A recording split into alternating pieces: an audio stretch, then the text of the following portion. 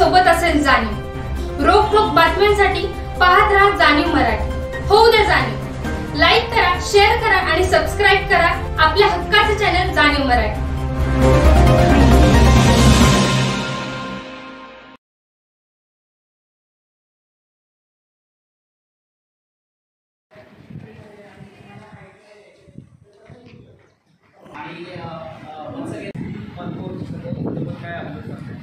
IT मध्ये आता म्हणाल तर खूप जादा स्कोप आहे। IT मध्ये म्हणाल तर बऱ्याच ठिकाणी ओपनिंग्स आहेत फ्रेशर। जर तुमचं बाकीच्या फील्डमध्ये झालं असेल, जसं मेकॅनिकल झालं असेल, BMTC झालं असेल किंवा BBA BCA झालं असेल, तरी तुम्ही IT मध्ये येऊ शकता। त्यामध्ये पण बरेच डिपार्टमेंट ओपन आहे, टेस्टिंग आहे। तेव्हापासून आम्ही तुम्हाला हेल्प करायला तयार आहे। तुम्ही इंटरव्ह्यू कशा पद्धतीने देऊ शकता त्या गोष्टी सांगायची पण आमची तयारी आहे। तर त्या गोष्टी आम्ही तुम्हाला हेल्प करू शकतो। आणि तिकडं IT मध्ये येण्यासाठी डिफरंट आपण काय म्हणू शकतो, वेबसाईट naukri.com आहे, टाईम जॉब आहे। तर या ठिकाणी तुम्ही CV कसा अपलोड करा, तुमचे हिट आणि व्ह्यू तुम्हाला कसे मिळतील या गोष्टी पण तुम्हाला गाईड आम्ही करू। आणि आत्ता सध्या मार्केट खूप ओपन आहे ITसाठी। ट्रेमेंडस म्हणजे ओपनिंग खूप आहे। इन्फोसिस सारखी कंपनी आता त्यांचं टार्गेट आहे की 5000 एम्प्लॉई त्यांना फ्रेशर म्हणून हायर करायचे। आता साधारण मी तुम्हाला जस्ट आपल्या काय सांगेन की अराउंड 30-40 लोक म्हणजे BCAची मुलं, BBAची मुलं IT मध्ये हायर झालेली आहेत इन्फोसिसमध्ये फक्त। कारण की माझा भाऊ आता जॉईन झाला आहे, तर त्याच्याच टीममध्ये आता 5 जण आहेत जे की पुणे, सातारा आणि कोल्हापूर साईडचे। हा स्कोप आहे ITत। आणि तुम्ही तुमचे CVs तुमचे जे बायोडेटा वगैरे आहेत ते तुम्ही एकदा म्हणजे संग्राम सरांकडे आता सबमिट केले असतीलच, तर आम्ही एकदा जस्ट गो थ्रू करून घेऊ। आणि त्यात काही आम्हाला वाटलं एखादा जर आहे त्या पद्धतीचा क्वालिफाय, तर आम्ही डेफिनेटली त्याला अप्रोच करू आणि माहिती देऊ। बीटेकला पण कोर्स करायची अशी सेपरेट गरजच आहे असं नाही। आपल्याकडं Udemy सारखं ॲप्लिकेशन आहे। परत यूट्यूबला तर आता भरपूर तुम्हाला सगळे व्हिडिओ मिळतील की आपली मराठी मुलं पण आहेत ज्यांनी यूट्यूबचे चॅनल चालू केलेले आहेत, ज्यामध्ये ITशी रिलेटेड गोष्टी ते शिकवतात। जावा डेव्हलपमेंट किंवा टेस्टिंग वगैरे या सगळ्या गोष्टी ते शिकवतात स्वतःहून। तर ते जरी तुम्ही जाऊन जॉईन केलं की तुमचं टेक्निकली आता सपोज फायनान्शियल कंडिशन काही लोकांची चांगली नाही आहे किंवा मला क्लास ते तेवढं जरी असतं तरी सफिशियंट की तुम्ही IT मध्ये होऊ शकता। आणि ITला मार्केट खूप आहे। आता तुम्ही बघितलं असाल कोरोना पिरियडमध्ये बऱ्याच जणांचे जॉब गेले असतील, पण IT सेक्टर हे असं होतं की त्याचे जॉब गेले नाही। आता गेली 2 वर्ष झाली मी घरून काम करतो आहे सातारामध्ये, मला ऑफिसमध्ये जायची गरज पडली आहे। आणि आता कंपनी असं म्हणते की तुम्ही घरूनच काम करा, तुम्हाला ऑफिसला यायची गरज नाही। तर सर जसे म्हटलं की काही जणांना सातारा सोडू वाटत नाही, तर अशांसाठी IT हे बेस्ट सेक्टर आहे की तुम्ही घरी बसून पण काम करू शकता। तुमचं जास्त आहे मार्केट।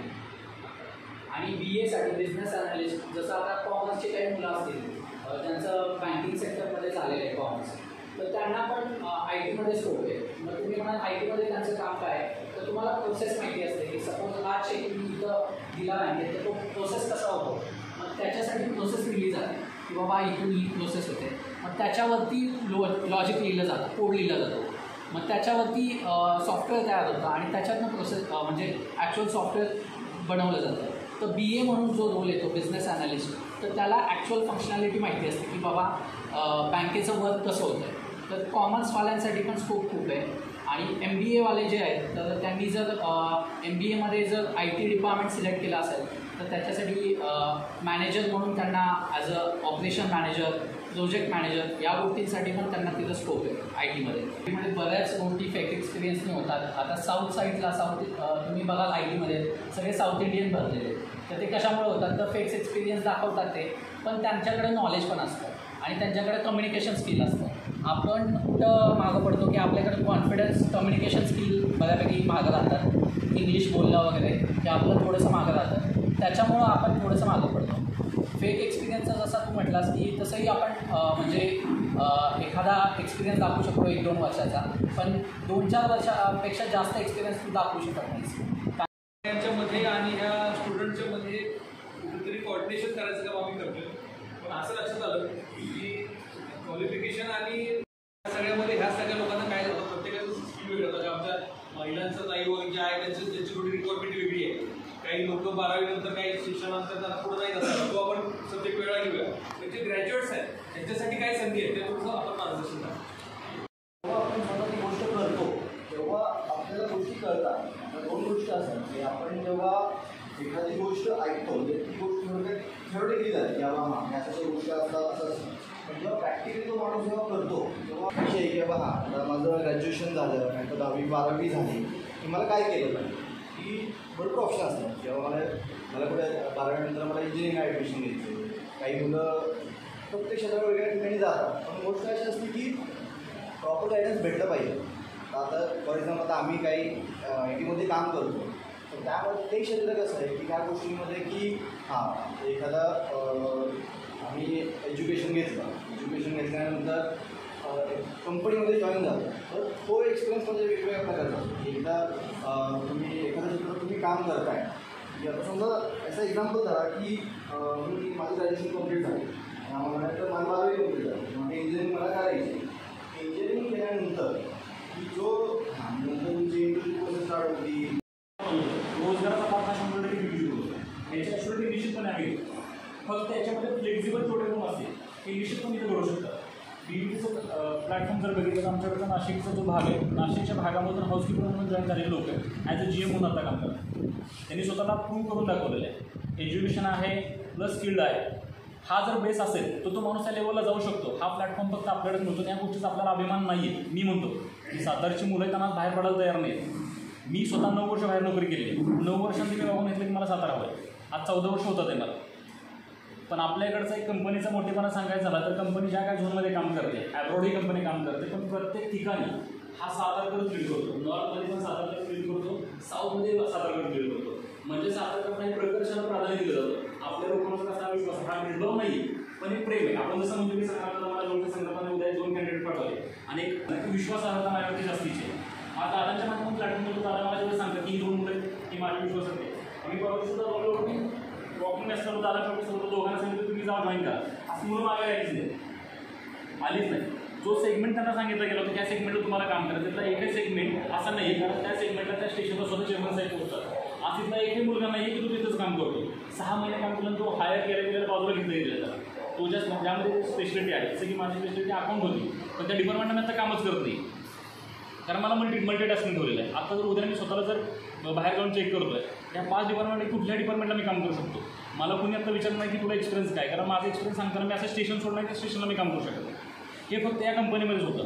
म्हणजे तुम्ही जर पुण्यामध्ये चौकशी कराल तर बऱ्याच काही लोक कंपनीला नावं ठेवतील. काही लोक चांगलं म्हणतील. नाण्याच्या 2 बाजू असतात जमेची असते वजाबाकीची असते दोन्ही बाजू. पण डोळ्याची गरज आहे. थोडं तुम्ही तयारी दाखव की आपल्याला थोडं बाहेर जात याची तयारी तर आपण करता येईल. आज 5-6 मुलांना आम्ही ऑलरेडी प्लेस केलं आहे. ते जॉईन झाले पण त्याचा रिझल्ट कधी येईल की तो 6 महिने मला वाटतं तो कामावर गेला पाहिजे.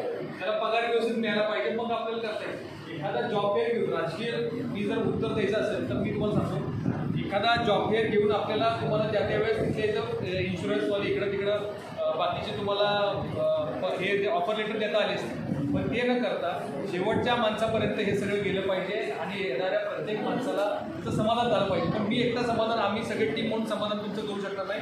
तुम्ही थोडं फ्लेक्झिबल राहा. कुठल्याही परिस्थितीत आपल्याकडे जे बायोडा आले तुम्ही सगळेजण आला तुमचं कुठल्याही प्रकारचा तुमची जर तयारी असेल कष्ट करण्याची तयारी असेल तर नोकरीची कमी नाही 100% आहेत आपल्याकडं. आता आजच्या तारखेला सुद्धा 20-25 जणांचे रिक्वायरमेंट आपल्याकडे आहे. आज ग्रुपवर ते येतील तुमच्याकडं. मी स्वतः बऱ्याच जणांशी बोललो आहे पण बऱ्याच वेळा थोडंसं हा प्रॉब्लेम होतो की काही लोकांचा घरचा प्रॉब्लेम आहे. शेती बघता आम्हाला काहीतरी जॉब करायचा आहे किंवा इथलं तर आम्हाला सातारमध्ये आपण जॉब द्या अशा प्रकारची काही लोकांची भूमिका आहे. थोडंसं आपण फ्लेक्झिबल जर असाल निश्चितपणाने आपल्याला कुठल्याही प्रकारची अडचण येणार नाही आणि पुढच्या 8-15 दिवसात महिनाभरात 2 महिन्यात तुम्हाला याचे रिझल्ट दिसायला येतील. तुम्ही कुठल्याही प्रकारचं मनात प्रश्न शंका कुशंका न ठेवता ज्यावेळी तुम्हाला वाटेल तुम्ही ग्रुपवर टाकत चाला. माझ्याशी संपर्क करा.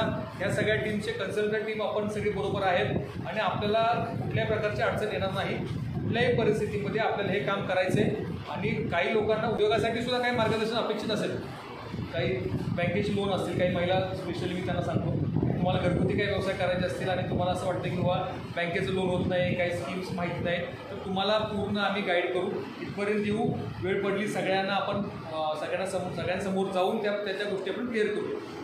आजच्या कार्यक्रमासाठी आपण आलात वेळ दिलात मनापासून आपले सगळ्यांचे आभार मानतो. आज बोलवायचं कारण एकच आहे की ह्या आम्हाला ज्या रिक्वायरमेंट येत आहेत ते लोक त्यांना मिळत नाही आहेत. हा गॅप आहे मग स्किलचा, की तुम्ही 12वी झालेला मुलगा आहे पण त्याला वाटतं मला घराजवळ जॉब पाहिजे, मला 10 ते 5 मध्ये जॉब पाहिजे, तो मिळणार नाही.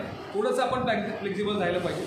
ग्रॅज्युएट्स झालेले किंवा IT वाले जे ग्रॅज्युएट्स आहेत त्यांना थोडंसं स्किल मॅनपॉवरचा विषय थोडा येतो की त्यांना मग कंपनीच्या अपेक्षा आणि त्यांच्या क्वालिफिकेशनमध्ये थोडा फरक पडतो.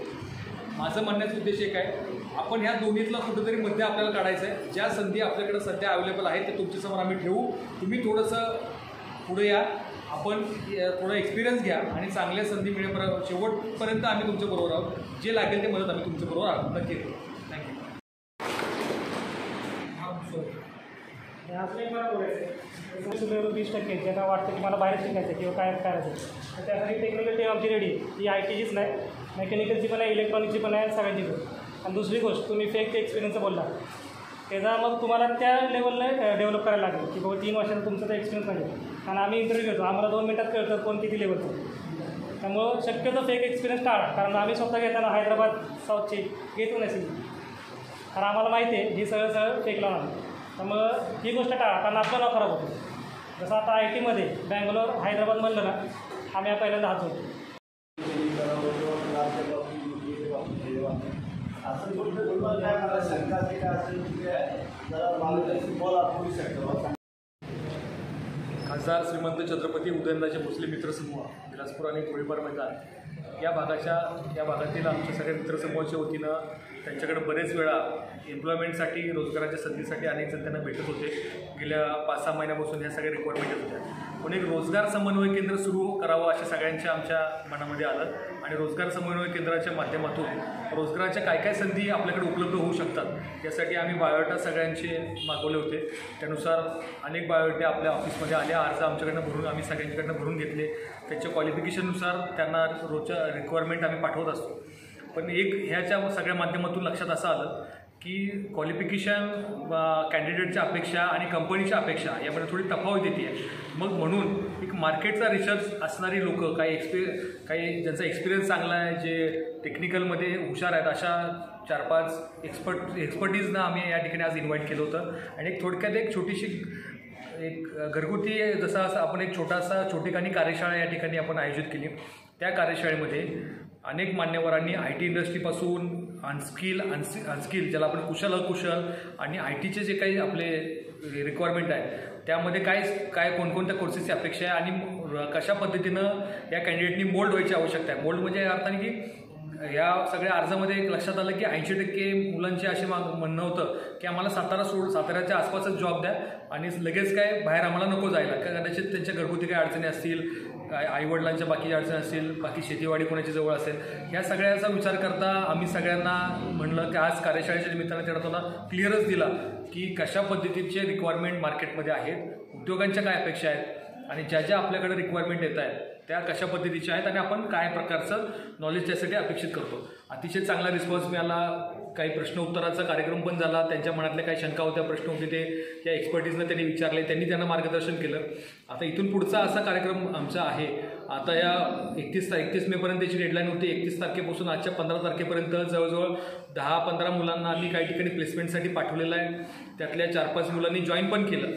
मग त्याचा रिझल्ट कधी येऊ शकतो तर तो एक पुढच्या 6 महिन्यांनी येऊ शकेल. मला असं वाटतं की कुठल्याही प्रकारची शोबाजी न करता आपल्याला तो रिझल्ट पाहिजे.